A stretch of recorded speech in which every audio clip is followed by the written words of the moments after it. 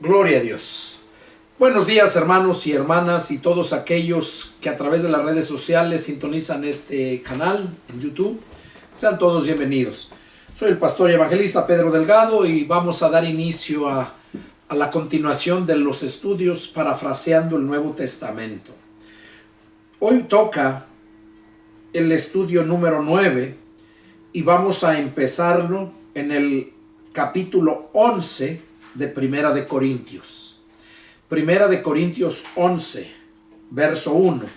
Ahí vamos a empezar el estudio número 9. Y espero en Dios que Dios hable a sus vidas, porque ese es el propósito, y que entiendan cuál es el punto de la Escritura, lo que nos da a entender. La palabra del Señor dice así: sean imitadores de mí, así como yo de Cristo. Pablo estaba diciéndole a la iglesia de Corinto, se oye como arrogante, pero no es así. Pablo dice, sean imitadores de mí, así como yo de Cristo.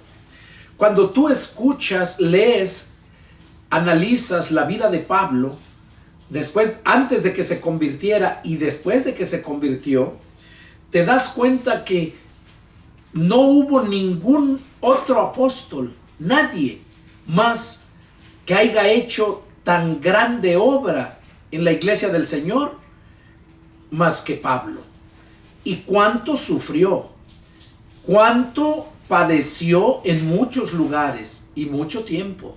Desde que se convirtió a Cristo, toda su vida fue de sufrir. Y se gozaba también con los hermanos, claro, pero siempre, mientras estemos en este mundo, siempre va a haber tribulaciones. Pero el Señor siempre nos guarda también. Hay tribulaciones que Él las permite para enseñarnos muchas cosas. Y Pablo aquí le está diciendo a los hermanos, y hoy me dice a ti y te dice a ti, que seamos imitadores de Él. Pablo llegó a ser un gran siervo de Dios. Yo les mencionaba en estudios pasados cómo cuando yo miré la conversión de Saulo fue algo parecido lo que pasó conmigo. Porque Pablo iba camino a Damasco ya para llegar allá a entrar a la ciudad, antes de entrar a la ciudad, porque iba a agarrar presos y azotar, arrastrar, a como diera lugar a todos los cristianos, a todos aquellos que invocaban el nombre del Señor. Antes, en aquellos tiempos, la iglesia era muy perseguida y se reunían a escondidas se reunían. Y de ahí fue que salió la famosa identificación. Para que un hermano pudiera invitar a otro que se decía cristiano, para poderlo invitar a su iglesia donde se reunían, tenían que saber la clave, la identificación. Y la identificación que tenían era el credo, que después el catolicismo lo agarró diciendo que es de ellos. Pero no. El credo, así se nombra, le dicen el credo porque era la confesión de lo que ellos creían. Y tenían que confesar para saber si verdaderamente eran cristianos o no. Porque todo el que llegó a ser cristiano es porque creyó en Jesús. De ahí viene la palabra el credo, de creer. Y de ahí era el credo. Yo creo que muchos se lo saben. Tenían, cuando le decían a alguno, a ver, identifícate. Y entonces ya él tenía que decirles, creo en Dios Todopoderoso, Creador del cielo y de la tierra, hacedor de todo lo visible y lo invisible, en Jesucristo, su único Hijo, Señor nuestro, que fue concebido por obra del Espíritu Santo, que nació de la Virgen María y que padeció bajo el poder de Poncio Pilato, que fue crucificado, muerto y resucitado al tercer día según las Escrituras. Y creo que ha de venir a salvar, a juzgar a los vivos y a los muertos. Creo en el Espíritu Santo. hasta ahí. Y ya después ya salen los demás, creo en la Iglesia Católica, creo en todo lo que ellos ya creen aparte. Pero el verdadero credo fue ese que les mencioné. Es donde estaban dando su profesión de lo que ellos creían, profesando lo que ellos creían. Y entonces era cuando eran invitados a la iglesia, eran aceptados. Entonces, si alguno otro que no conocían quería ir a una iglesia, entonces los cristianos le decían, bueno, te tienes que identificar con esto. Les dices, me envió el hermano tal. Y ya cuando le decía, ok, identifícate. Si te envió el hermano, te ha de haber dado la identificación. Y entonces ya él le daba la identificación.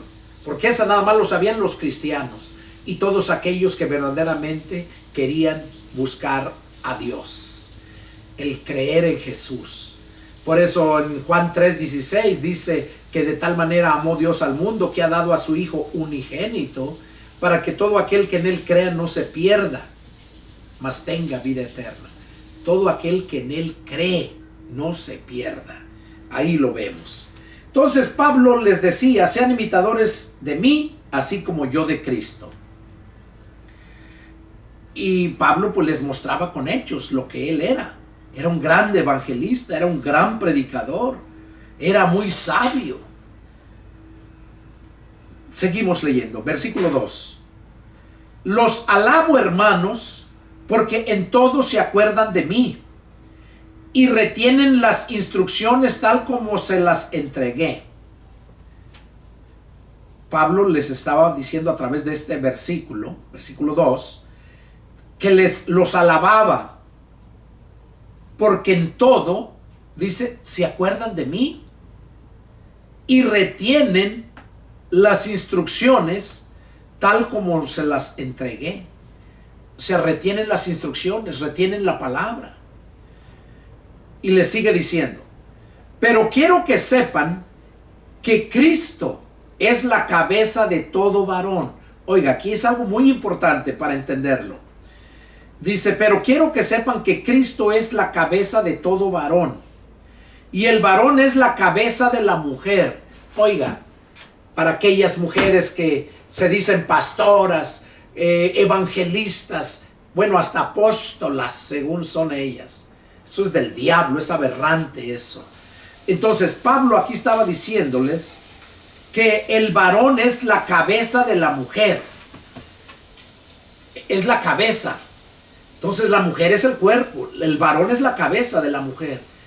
Entonces, ¿cómo es que el cuerpo le va a decir a la cabeza lo que debe de hacer? Cuando es la cabeza la que dirige a todo el cuerpo.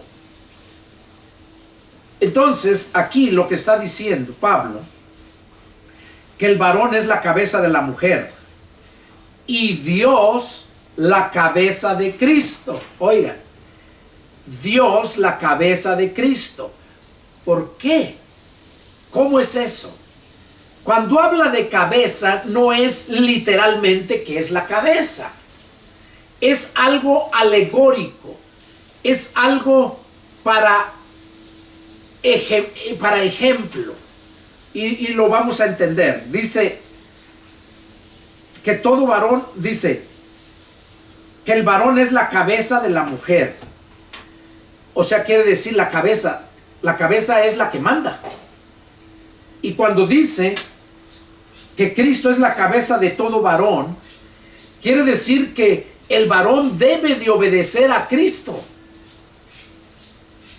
Y la mujer debe de obedecer al varón. Si el varón no obedece a Cristo, la mujer no puede someterse a obedecer al varón, máxime cuando el varón está fuera de lo que dice la palabra de Dios. Ahora, hay cosas que la mujer tiene que obedecer, no lo dice la escritura, pero sí sabe la mujer su responsabilidad.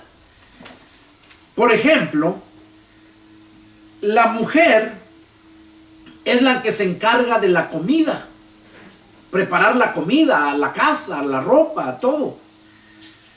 Entonces, cuando el varón, aún no siendo cristiano en el mundo, cuando el varón le dice a la mujer, ¿sabes qué? Quiero comer esto. Bueno, ella tiene que hacerlo porque a él le quiere comer eso y se le antojó. O si le dice, quiero ponerme esta ropa, la mujer tiene que estar segura de que su ropa está lista porque esa ropa quiere ponerse. Y no lo dice la Biblia, pero eso es obligación de toda la mujer, es la responsabilidad. Porque en el hogar está el varón, está la esposa y están los hijos. Y cada uno de ellos tiene una responsabilidad en el hogar, en la familia. El varón es el que da las órdenes, el varón es el que aprueba o desaprueba lo que se vaya a hacer en la casa. Pero el varón tiene la responsabilidad de ser el proveedor que provee lo que se necesite para la comida, es el que trabaja. Se le conoce el ministro. ¿Qué es ministro? Uno que da. Ese es el ministro, está ministrando, está dando. El hombre es el ministro. La mujer es la que administra. O sea, lo agarra y lo reparte, lo administra. Entonces, la mujer tiene su responsabilidad tanto con su esposo, más adelantito lo vamos a leer, como en la intimidad conyugal, y con su esposo en cuanto a todo lo que concierne en el hogar, en la casa. La mujer es la que se encarga, no el hombre. Y esa es su responsabilidad de ella, que llevar a los hijos a la escuela. Ahorita, en aquel tiempo lo mandaban a uno. Yo me acuerdo, iba primer año de primaria y yo me iba solito. No había tanta maldad como lo hay ahora. Entonces, la mujer llevar a los hijos, prepararles la comida, la ropa también a ellos, educarlos, mandarlos a que hagan labor en la casa, porque esa es responsabilidad también de los hijos. Obedecer a sus padres, colaborar en la casa. Si están durmiendo en un cuarto, arreglar su cuarto. Si tienen que cortar el pasto de su casa, hacerlo. Hay muchas cosas, no lo van a poner a hacer cosas que no pueda hacer. Entonces, es la responsabilidad de los hijos de ayudar en los quehaceres de la casa, o ayudar al papá en los quehaceres si es en el campo, por ejemplo, que el padre trabaje en el campo. Tiene que ayudarle en lo que pueda. No, el padre no lo va a poner a hacer algo que él no pueda hacer. Y así Dios con nosotros, como nuestro Padre Celestial, no nos va a pedir que hagamos algo que nosotros no podamos hacer, porque Él sabe la capacidad que tenemos. Él sabe nuestras debilidades. Dice que Él no va a permitir que seamos tentados más allá de lo que podamos resistir, porque Él sabe. Entonces dice aquí, dice, pero quiero que sepan que Cristo es la cabeza de todo varón. O sea, el hombre debe de poner siempre a Cristo en cualquier decisión que vaya a hacer, cualquier cosa que vaya a hacer. Tiene que poner primeramente a Cristo. Luego dice, y el varón es la cabeza de la mujer.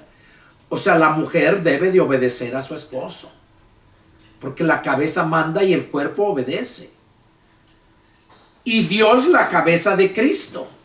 Cristo dijo, no vengo a hacer mi voluntad, sino la voluntad del Padre. Allá en Mateo 7:21 Jesús dijo, no todo el que me diga Señor, Señor, va a entrar al reino de los cielos, sino todo aquel que haga la voluntad de mi Padre que está en los cielos. Jesús dijo que debemos de hacer la voluntad del Padre. Y Jesús dijo que Él venía para hacer la voluntad del Padre. Cuando Él terminó de predicar, cuando mostró, nos dejó el Evangelio y mostró con poder que Él era el Hijo de Dios, que Él era el Mesías, el que estaba profetizado que vendría a limpiarnos de toda maldad, de toda inmundicia, y a abrirnos otra vez para darnos la oportunidad para la vida eterna, para los cielos nuevos y tierra nueva que ya están. Dios ya los tiene preparados. Juan los vio. Juan subió hasta el tercer cielo y estuvo en la presencia de Dios y los vio. Pablo subió hasta el tercer cielo y miró la gloria de Dios. Y él es el que narra eso. Pablo dice que lo que Dios tiene preparado para los que le aman, dice que es algo tan hermosísimo, algo que mente jamás se ha imaginado, algo que ojo jamás ha visto. Y Pablo le fue prohibido revelarlo. Nomás dice que es algo grandísimo, hermosísimo. Entonces, vale la pena el sacrificio, sufrir por el Señor Jesús. Dice que el varón es la cabeza de la mujer y Dios la cabeza de Cristo. Cristo siempre obedeció al Padre. Por eso cuando Jesús fue bautizado, el Padre dijo: este es mi Hijo amado en el cual yo tengo complacencia. Me complazco en él. ¿Por qué se complacía? Porque era obediente. Jesús fue obediente hasta la muerte y muerte de cruz. Jesús sabía a lo que venía. El Padre lo envió porque Él se ofreció a venir por amor a nosotros. Porque el Padre y el Hijo tienen los mismos genes y el mismo sentir. Y todos aquellos que hemos nacido del Espíritu también tenemos los mismos genes y tenemos el poder que Dios nos ha dado. Nada más que somos limitados. ¿Por qué? Porque todavía estamos en este miserable cuerpo de muerte, en este cuerpo de pecado. Todavía estamos aquí. La Biblia dice que el pecado está agazapado ahí en la carne. No puede hacer nada. Es como un ladrón que está escondido para que no lo vean. Pero ahí está, nomás viendo la oportunidad para hacer daño. Así está el pecado, acechándonos en todo momento. Por eso dice la Escritura: sométanse a Dios, resistan al diablo y el diablo irá de ustedes. El diablo no va a llegar a tentarte, no va a llegar a ponerte sus artimañas cuando tú te sometes a Dios, cuando obedeces a la palabra. Entonces Dios es la cabeza de Cristo. Y oigan esto es bien importante. Este es uno de los puntos de los cuales yo le pedí a Dios que me revelara. 4 puntos. Cuando llegué a aquella iglesia que me invitó un hermano, donde escuché por primera vez a un hermano con el don de profecía. Y Dios me llevó a ese lugar. Ahí escuché ese hermano con don de profecía, donde estaba hasta atrás, postrado con su rostro en la carpeta, la alfombra. Y dijo: siervo mío, así dice el Señor. Tú eres un siervo muy valioso para mí. Y te he traído aquí hoy porque tengo muchas cosas que enseñarte. Y esa era la profecía para mí. Lo sentí en mi corazón y lo sintió mi esposa igualmente en el mismo momento. Y era que Cristo fue cuando Él me libertó de la religiosidad. Y fueron 4 puntos que yo le pedí: lengua, danza, velo y profecía. Que esos 4 puntos me los mostrara en la Escritura, me los revelara, me enseñara. Porque yo no quería blasfemar.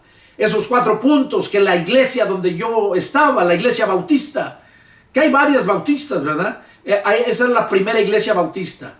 Pero hay de diferentes. Primera, está la segunda iglesia bautista independiente, y hay muchas. Pero el punto es ese, que cada religión tiene sus propias creencias. Y muchas, si tú quieres saber si está bien o está mal, tienes que ir a la Escritura. Y si no entiendes, si no lo encuentras, dice allá en Santiago capítulo 1, versos 5, vamos a leerlo. Santiago capítulo 1, Y del verso 5 en adelante, miren lo que nos dice.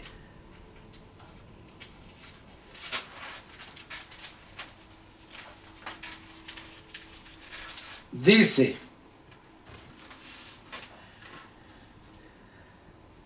y si alguno de ustedes tiene falta de sabiduría, pídala a Dios, el cual da a todos abundantemente y sin reproche, y le será dada. Pero pida con fe, no dudando nada, porque el que duda es semejante a la ola del mar, que es arrastrada por el viento y echada de una parte a otra. No piense pues quien tal haga que recibirá cosa alguna del Señor. Ok. Y en el 8 dice: el hombre de doble ánimo es inconstante en todos sus caminos. Cuando el hombre no pide con fe, dice que pide pero dudando. Dice que el que duda es semejante a la ola del mar, que es arrastrada por el viento y echada de una parte a otra. ¿Qué quiere decir? Que esa persona no tiene paz en su corazón, es inconstante. Y lo que saca solamente la ola del mar es pura basura. Pura basura.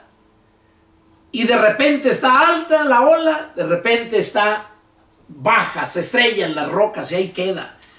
Y recordemos que la roca es Cristo. Para que tú puedas llegar a ser cristiano, tienes que quebrantarte en la roca. Y es cuando vas a entender verdaderamente las cosas. Mientras tú no te quebrantes en la roca, o sea, en Cristo, Jesús mismo lo dijo, que el que cayere en él, en la roca, iba a ser quebrantado. Pero el que en quien cayera la roca, iba a ser desmenuzado. O sea, si tú caes a la roca, vas a ser quebrantado. Si la roca cae sobre ti, vas a ser desmenuzado. O sea, despedazado, deshecho. Entonces, esa roca es Cristo. Y aquí habla precisamente que si alguno tiene falta de sabiduría, que la pida a Dios, pero la pida con fe, no dudando nada. Entonces, si tú vas no entiendes la palabra, tienes que orar a Dios. Orar. Y si no te da la sabiduría a Dios, porque no es para todos, a veces la fe no es suficiente. Pero Dios tiene sus siervos que les revela todas las cosas. Y puedes consultar a un siervo de Dios.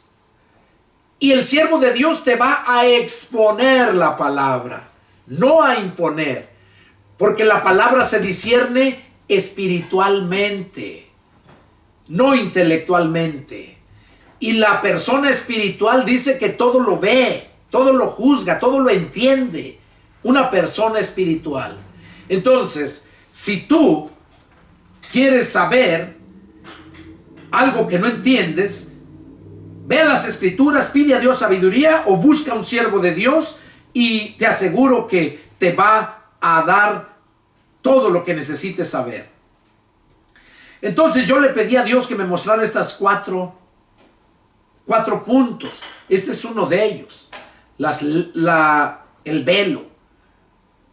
Eso los bautistas no lo creen. Y más religiones. Casi todas, son muy pocas. Hay otras que son al extremo. Van al extremo. Por ejemplo, aquí va a hablar del velo. Hay muchas religiones que traen el velo todo el tiempo. Lo traen puesto, con un vestido largote. A uno les nombra la luz del mundo, otros son apostólicos. Pero hay varias religiones que traen el velo siempre. Y no es así. Entonces Dios me reveló esos 4 puntos. Y aquí me acuerdo porque aquí está el primero, miren. Dice: todo varón que ora o profetiza con la cabeza cubierta, afrenta su cabeza. ¿Qué quiere decir? Que cuando el hombre está orando, tiene que quitarse la gorra o el sombrero. Y entonces podrá orar y Dios le va a escuchar si es que está buscando a Dios de corazón. Por eso dice el profeta, Dios por medio del profeta dice: y me buscarán y me hallarán si me buscan de todo su corazón. Y dice aquí: Dice, pero todo varón que ahora profetiza con la cabeza cubierta afrenta su cabeza. ¿Qué quiere decir? Que es vergüenza para Cristo, porque Cristo es la cabeza del varón. Aquí dice que afrenta su cabeza. Y lo leímos anteriormente en el versículo anterior, donde dice que Cristo es cabeza de todo varón. Entonces el varón que está orando con la cabeza cubierta afrenta su cabeza, o sea, le es vergüenza para Cristo. Y luego dice, pero toda mujer que ora o profetiza con la cabeza cubierta afrenta su cabeza. O sea, la mujer que ora o profetiza con la cabeza descubierta, dice, todo varón que ora o profetiza con la cabeza cubierta, verso 5, pero toda mujer que ora o profetiza con la cabeza descubierta afrenta su cabeza, porque lo mismo es que si se hubiese rapado. O sea, imagínense una mujer que se rapa, pelona. Ninguna quiere pelarse, a menos que haya tenido cáncer y se le va cayendo, mejor se rapa para que de una vez esté pelona. Y les digo esto porque esto sucedió con mi esposa. Le pegó cáncer y pasó por eso. De hecho, yo me rapé en solidaridad con ella para que no se sintiera también ella así. Yo me rapé con ella. Ahora, dice, toda mujer que ora o profetiza con la cabeza cubierta, con la cabeza descubierta, afrenta su cabeza. O sea, que una mujer que ora o profetiza y no se cubre la cabeza, no usa el velo, dice que afrenta su cabeza. O sea, es vergüenza para el esposo. Avergüenza a su esposo. Eso es lo que dice la escritura, hermanos. ¿Y dónde? Déjenme decirles esto. ¿Dónde ustedes miran eso? ¿Dónde? Solamente la verdadera iglesia de Jesucristo es la que obedece a la palabra, a este mandato. Como les digo, muchas, por ejemplo, la iglesia católica usan le nombran sevillana, su velo. Y lo usan. Cuando van allá, nomás entran y se lo ponen y ya están. Y ya salen y ya se lo quitan. Pero lo tienen todo el tiempo adentro. Y no es así. Es solamente cuando se ora o profetiza. Hay mujeres que tienen don de profecía. Por ejemplo, en el libro de Hechos, vamos a leerlo, habla de Felipe. Dice que Felipe tenía 4 hijas. Y me acuerdo porque yo me comparaba con Felipe cuando yo tenía 4 hijas. Dice que Felipe tenía 4 hijas. Y a esas 4 hijas dice que eran profetizas. Aquí está, miren, en el...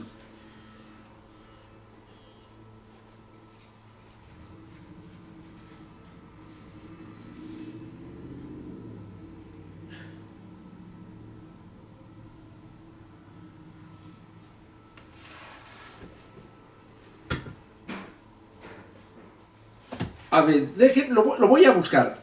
No es porque no me crean, no es, sino que me gusta que lo lean para que se den cuenta que verdaderamente esa es la verdad.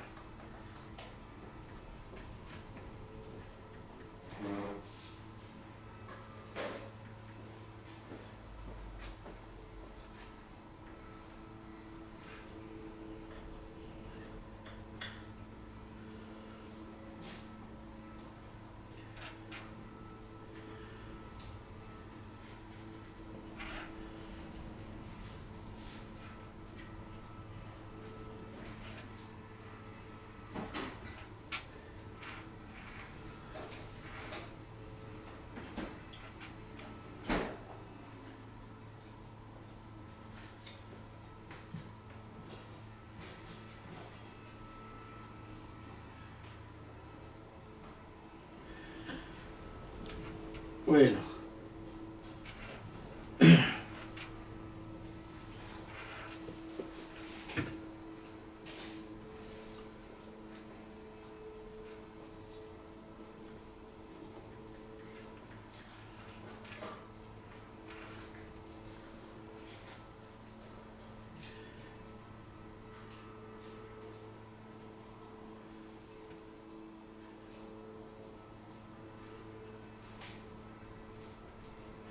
En Hechos 21:9, ahí es donde lo estuve buscando en la concordancia. Hechos 21:9 dice,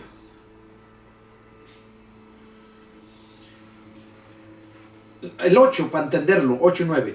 Al otro día, saliendo Pablo y los que con él estaban, fuimos a Cesarea, y entrando en casa de Felipe el evangelista, que era uno de los 7, o sea, de los 7 diáconos, pasamos con él. Posamos, o sea, se quedaron a dormir ahí. Ahí se quedaron. Y luego verso 9 dice, este tenía 4 hijas, doncellas, o sea, quiere decir que eran vírgenes, todavía no se casaban. Dice, este tenía 4 hijas doncellas que profetizaban.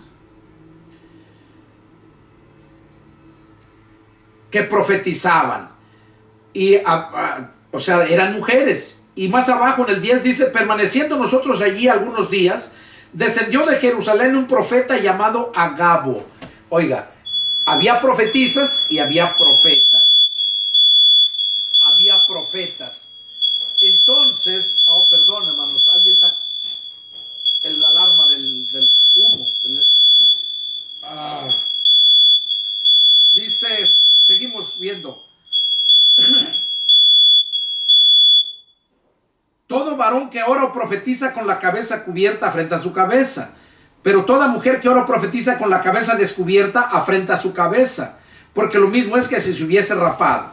O sea, el punto que fuimos allá era para que veamos que la mujer se debe de cubrir con el velo solamente cuando ora o profetiza, si es que tiene el don de profecía. Nada más, no siempre. Cuando está en la reunión, en el culto, y dice el pastor, vamos a orar, entonces la mujer debe de cubrirse la cabeza. O si el hermano o el pastor le dice, hermana, por favor, haga una oración, entonces la hermana tiene que cubrirse la cabeza y orar, y ya que terminó, se lo quita. Bueno, entonces dice que si la mujer que ora o profetiza y no se quita, no se cubre la cabeza, dice que afrenta su cabeza. Dice que es vergüenza es vergüenza para su esposo. Y dice, porque lo mismo es que si se hubiese rapado. O sea, es como si se hubiese rapado. Imagínense, el esposo no le va a dar vergüenza tener una mujer rapada y pelona. A ver, dígame, ¿a qué hombre le gusta una mujer? ¿A qué hombre, a qué joven se va a fijar en una mujer y le va a pedir que sea su novia o su esposa si está toda pelona? Si tiene calvicie, está toda pelona. Se mira mal. Y digo, perdón por las que están padeciendo eso, pero estamos hablando la realidad. Ahora, como les digo, hay mujeres que se cortan el cabello por situaciones que necesitan hacerlo. Por ejemplo, cuando les pega el cáncer, ¿verdad? Y en aquel tiempo se rapaban cuando hacían una promesa. Se rapaban. Votos, dicen, cuando hacían votos, promesas. Pablo llegó a raparse cuando estuvo en Jerusalén, cuando lo iban a agarrar para matarlo. Los judíos lo estaban esperando. Y fue cuando él lo agarraron preso y lo querían matar, pero lo encarcelaron, y ya de ahí él apeló al César y lo mandaron a Roma, ¿verdad? Pero los hermanos, los demás apóstoles, le dijeron que se rapara y que ofreciera ofrenda para que vieran que él andaba conforme a la ley, porque lo querían matar porque decían que él no andaba conforme a la ley, ¿verdad? O sea, porque ellos guardaban la ley. Aunque en la ley decía que iba a venir el Mesías, cuando vino no lo aceptaron. Y como Pablo andaba predicando al Mesías, pues por eso lo querían matar. Porque cuando nosotros venimos a nacer de nuevo del Espíritu, nosotros dejamos de pertenecer a la ley y venimos a pertenecer a la gracia. Porque como les decía en tiempos pasados, la ley era el ayo para llevarlos a Cristo, a los judíos. El ayo es el guía. Puede ser una persona o algo que está guiando para llevar a cierta meta, ¿verdad? Por ejemplo, cuando hay carreras de personas que corren, que compiten, hay unas líneas y hay un carril y ahí van corriendo. No se deben de pasar de ahí, porque si se pasan pierden. Entonces, no tienen que pasarse, pero ese carril los lleva a la meta. Hasta ahí donde termina, ahí se acaba. Entonces la ley era el ayo para llevarlos a Cristo. O sea, solamente era para llegar a Cristo y ahí se acaba la ley. Y ahí empieza Cristo, la ley de Cristo. Y es lo que ellos no lo entendieron y por eso querían matarlo. Bueno, seguimos. Y sigue diciendo, porque si la mujer no se cubre, que se corte también el cabello. Oiga lo que dice. ¿Y dónde usted mira eso? Que si la mujer no se cubre la cabeza cuando ora, dice que si no se cubre, que se rape, dice que se corte el cabello. Es lo que dice aquí. Pero si la mujer no se cubre, que se corte también el cabello. Y si le es vergonzoso a la mujer cortarse el cabello o raparse, que se cubra. O sea, si le es vergonzoso cortarse el cabello o raparse, que se cubra entonces, dice. Y hoy en día ustedes miran que la mujer se corta el cabello, pero se lo corta a la moda, se lo corta para vanagloriarse, para sentirse mejor. No se lo corta porque va a orar con el cabello corto. Por eso dice, porque si la mujer no se cubre, que se corte el cabello. Entonces, ahorita todas las mujeres en las iglesias tienen que cortarse el cabello si no se cubren. Pero cortárselo no como van a un estilista que les hagan su permanente o sus peinados ostentosos. Ahí lo habla también Pablo, que la mujer no tiene que vestir con ese tipo de vestuarios y peinados ostentosos. Entonces, esto lo que da a entender Pablo es que la mujer debe de cubrirse cada vez que esté orando. Y dice, y que si la mujer le es vergonzoso cortarse el cabello o raparse, que se cubra. Y aquí en el verso 7 miren lo que dice. Porque el varón no debe cubrirse la cabeza. Dice que el varón no debe cubrirse la cabeza, pues él es imagen y gloria de Dios. Oiga, el varón es la imagen y gloria de Dios. La mujer es el complemento. La mujer es la gloria del hombre. Dios se deleita en el hombre y el hombre se deleita en la mujer. Así está, miren, aquí lo dice. Dice, porque el varón no debe cubrirse la cabeza, pues él es imagen y gloria de Dios. Pero la mujer es gloria del varón. La mujer es gloria del varón. Entonces, por esta razón es que la mujer debe cubrirse el cabello. La cabeza, perdón. En aquel tiempo allá se cubrían siempre el cabello. Siempre se cubrían la cabeza. Sigue diciendo, pero la mujer es la gloria del varón. Porque el varón no procede de la mujer, sino la mujer del varón. Oiga, qué tremendo está aquí, ¿eh?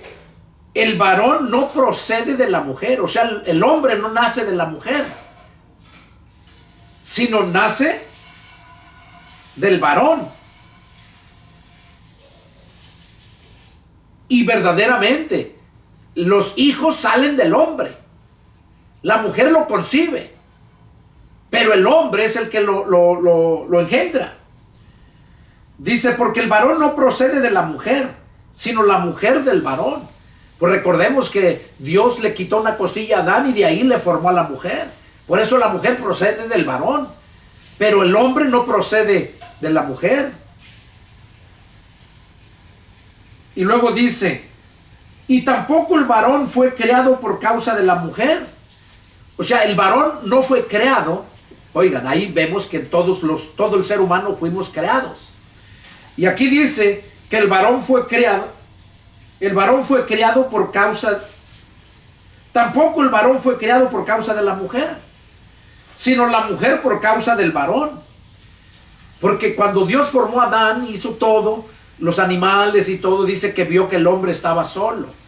Y entonces dijo Dios en su Trinidad, el Padre, el Hijo y el Espíritu Santo, dice, hagamos ayuda idónea para el varón. No es bueno que el hombre esté solo. Hagamos ayuda idónea. Y es cuando lo hizo caer en sueño profundo, lo quitó una costilla y con esa costilla le formó con tierra, con polvo, ¿verdad? Hizo lodo, qué sé yo, y le puso la costilla y le dio aliento de vida. Y le dio a la mujer. Dios le dio la mujer al hombre.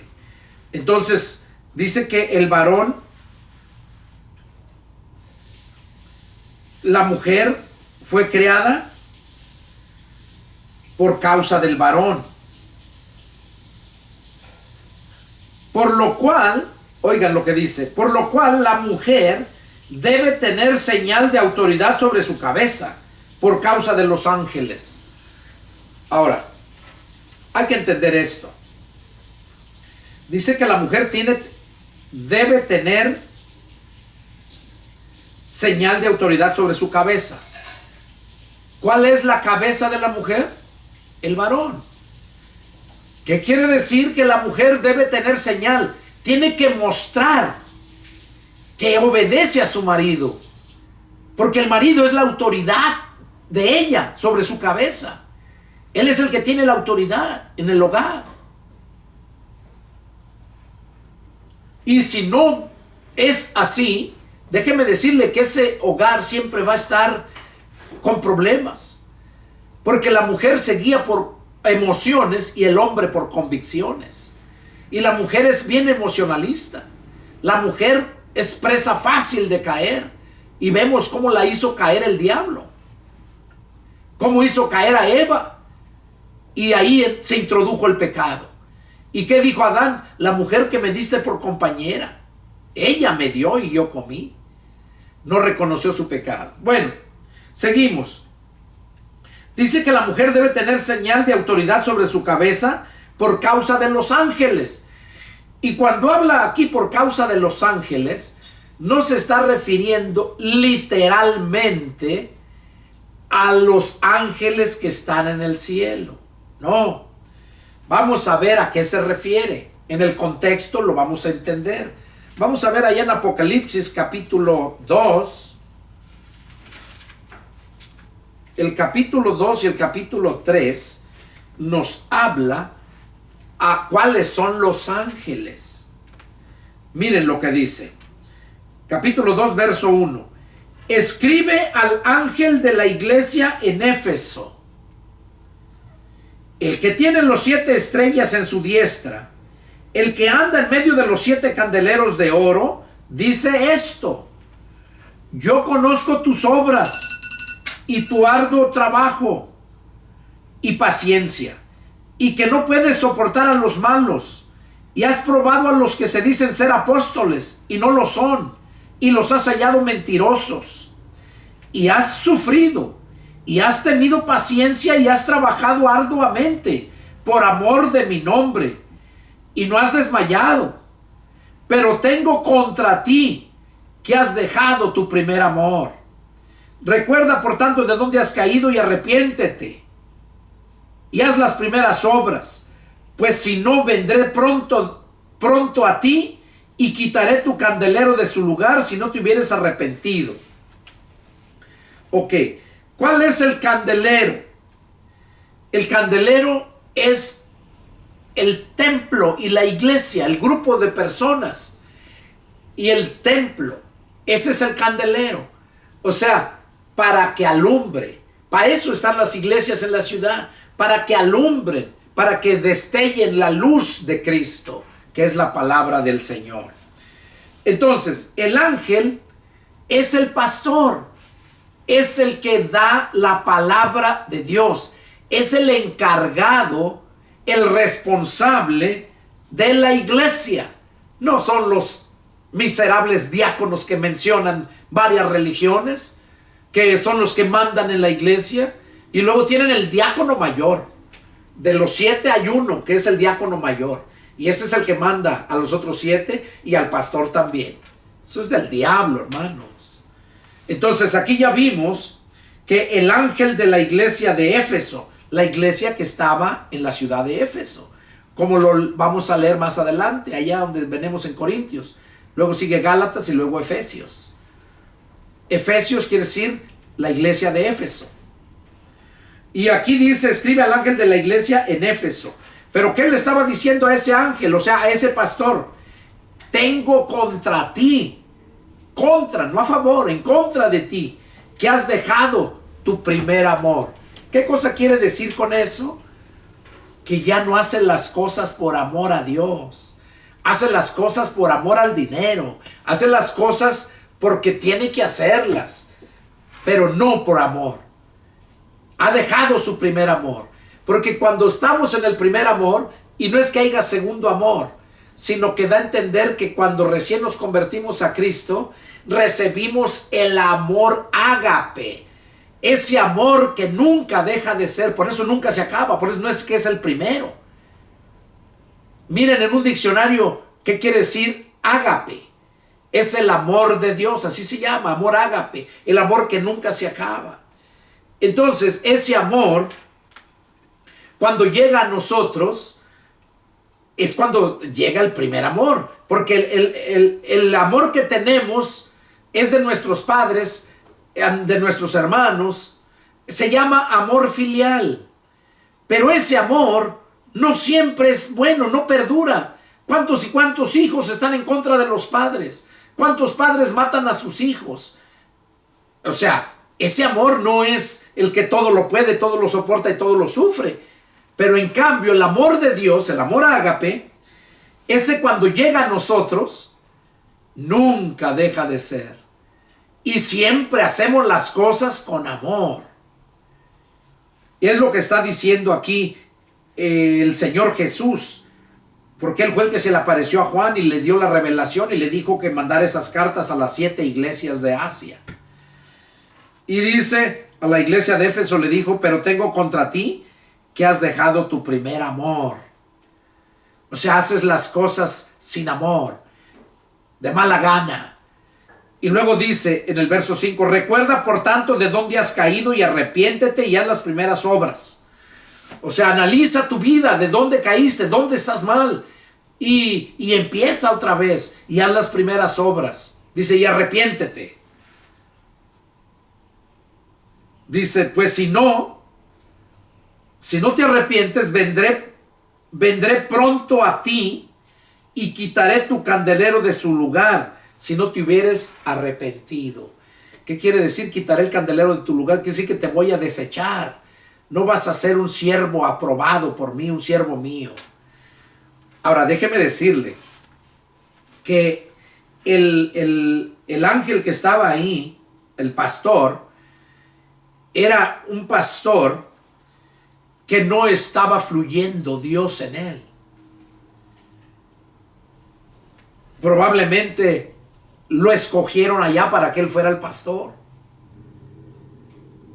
Y cuando eso sucede, es la gente que hace las cosas sin amor. Lo hace por necesidad, por obligación y porque le pagan para eso. Entonces, por eso le está diciendo ahí que si no lo hace así, vendré pronto a ti y quitaré tu candelero de su lugar si no te hubieres arrepentido. Ahora, cuando analizamos esta escritura y en base a lo que les estoy diciendo, que lo va a desechar, quiere decir que ese hombre, alguien lo puso de pastor ahí.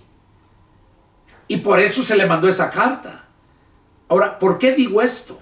Bueno, porque la palabra de Dios dice que cuando Dios nos llama a un ministerio, dice que Él nos da los dones. Y dice que irrevocables son los dones y el llamamiento de Dios. Irrevocables, ¿qué quiere decir? Que nunca te los quita. Nunca dejas de ser el siervo de Dios que Él te llamó. Entonces Dios me llamó a mí a ser pastor evangelista. ¿Qué ando haciendo? Timoteo era evangelista, era pastor, pero también le decía a Pablo, haz obra de evangelista.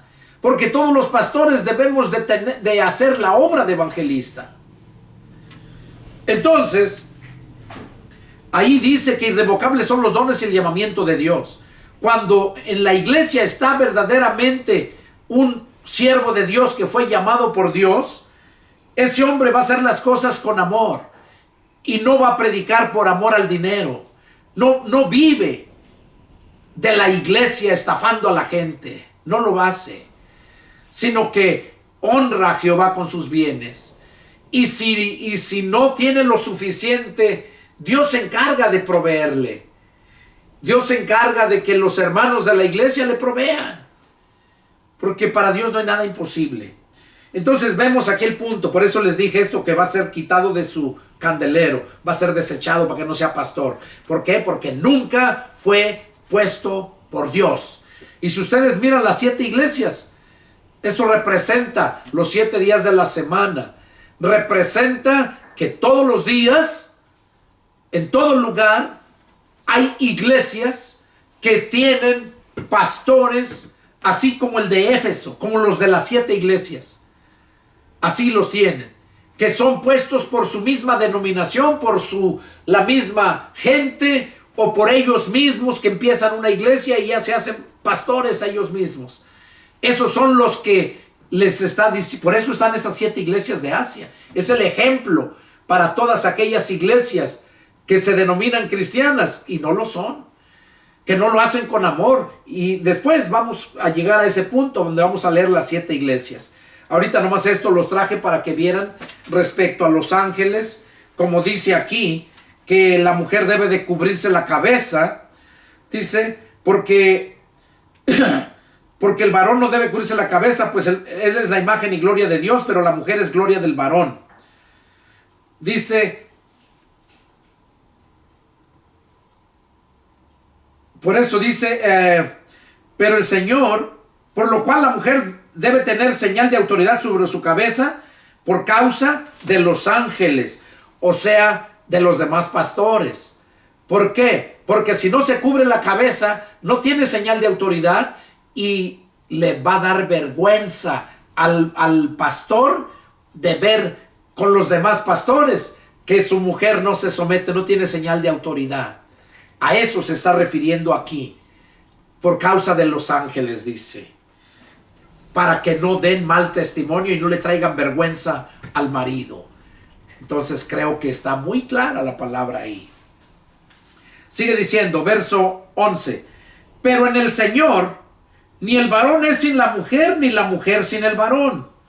Porque así como la mujer procede del varón, también el varón nace de la mujer. Pero todo procede de Dios. O sea, aquí está hablando el orden que debe de seguirse. Dice que pero en el Señor, cuando somos cristianos, dice, ni el varón es sin la mujer, ni la mujer sin el varón. O sea, cuando el hombre y la mujer se casan, es una sola carne. Y como una sola carne no se puede separar. Por esa razón que ni el varón es sin la mujer, ni la mujer es sin el varón. Porque la mujer es el complemento. El complemento donde ensambla la mujer con el hombre, ¿verdad? Y ustedes lo entienden, miren en la relación sexual, ahí lo podemos mirar, ¿verdad? El hombre y la mujer son una sola carne. Dice que cuando el hombre se une a una ramera, viene a ser una sola carne, una sola persona. Entonces, por esa razón dice que ni la mujer es sin el hombre, ni el hombre es sin la mujer, o sea, su esposa. Por esa razón deben de obedecer a la cabeza. Porque dice que en el Señor somos uno. La mujer, el varón procede de la mujer y la mujer procede del varón. Ya lo mencionó ahí. Luego dice, verso 14, la naturaleza misma nos enseña que el varón le es deshonroso dejarse crecer el cabello. O sea, ¿no han visto? Dice que la naturaleza misma nos enseña que al varón le es deshonroso dejarse crecer el cabello. Oiga, o sea, es deshonroso. Aquellos hombres que traen su cabello largo y todo, lo usan de moda. Y dice que es deshonroso dejarse crecer el cabello. Esos hombres cristianos que traen el cabello largo, piénsenlo, porque es deshonroso y están deshonrando su cabeza, que es Cristo. Entonces dice, pero al contrario a la mujer, dejarse crecer el cabello le es honroso. O sea, a la mujer dejarse crecer el cabello le es honroso.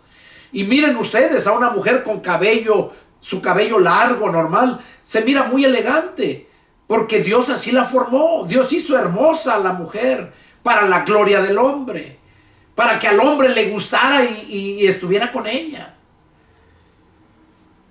Dice, por el contrario, a la mujer dejarse crecer el cabello le es honroso.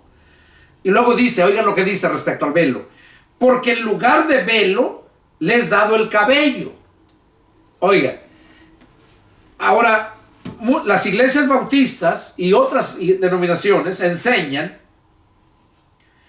que la mujer no se pone el velo, que ellos no aprueban el velo, no lo usan por este pasaje. Porque dice que la mujer, por eso tiene el cabello, le fue dado por velo a la mujer. Eso lo dice, porque aquí lo dice. Por al contrario a la mujer, pero ¿cómo evaden esto? Lo que sigue, miren. Por el contrario a la mujer, dejarse crecer el cabello le es honroso. Ahora dígame, ¿cómo mira usted a las mujeres en las iglesias? Son muy escasas las mujeres que tienen su cabello normal, que no se lo han cortado, o que se tumban solamente la orzuela porque tienen plaga en el cabello, se lo recortan. Pero la mujer se deja, dice aquí que la mujer dejarse crecer el cabello le es honroso. Y miren, las mujeres están como hombres, todas bien rapadas, más esas marimacho, esas lesbianas, como están todas tusadas ahí bien rapadas, como si fueran hombres. Vergüenza les había de dar. Y aparte a las mujeres verdaderas, que son mujeres, andan todas rapadas, con el cabello corto, pero no lo tienen normal, ya se lo pintaron, ya se lo decoloraron, han hecho del cabello lo que han querido, para lucirse, para verse bien. Pero ¿qué dice la escritura aquí? Por el contrario, a la mujer dejarse crecer el cabello le es honroso. De modo que si tú eres una cristiana y te andas pelando, te andas cortando el cabello y no te lo dejas crecer, estás deshonrando a tu cabeza, que es tu esposo. Es honroso, dice, que la mujer se deje crecer el cabello. Dice, porque en lugar de velo le es dado el cabello. Entonces, si la mujer no quiere cubrirse el cabello, la cabeza, pues que se deje crecer el cabello, o que se rape, como dice la escritura, ¿verdad? Por último, el último versículo dice, con todo eso, si alguno quiere ser contencioso, nosotros no tenemos tal costumbre, ni las iglesias de Dios. O sea, si alguno quiere ser contencioso, que quiera discutir todo esto, dice, nosotros no tenemos, dice, tal costumbre. Nosotros enseñamos y ahí tú sabes si quieres hacerlo o no lo quieres hacer, pero no es para contender. Entonces, dice que ni las iglesias de Dios tienen esa costumbre. O sea, ese es el libre albedrío. Nomás se te enseña, se te dice, no se te ordena, no se te autoriza que lo hagas, no se te da un mandato. Se te enseña lo que tú debes de hacer. Y dice que si lo haces, estás honrando tu cabeza y estás glorificando a Dios. Bueno, hermanos, este es el estudio número 9. Fue algo muy hermoso. Yo me gocé al estar analizando esto. Como les digo, yo ya había escuchado esto porque Dios me lo reveló, me hizo ver. Es uno de los 4 puntos que le pedí acerca del velo. Y quedó bien claro, entendido. Entonces, espero que ustedes lo hayan entendido, y la palabra de Dios, como les digo, yo la expongo y ustedes deciden si lo obedecen o no la obedecen. Si la obedecen, le das la gloria a Dios. Si la desobedeces, deshonras, hablando del velo, de la cubrirse la cabeza, deshonras a tu esposo y deshonras a Dios. Traes vergüenza a tu esposo y deshonras a Dios. No glorificas a Dios. Hermanos, que Dios me los bendiga y nos vemos la próxima. Adiós.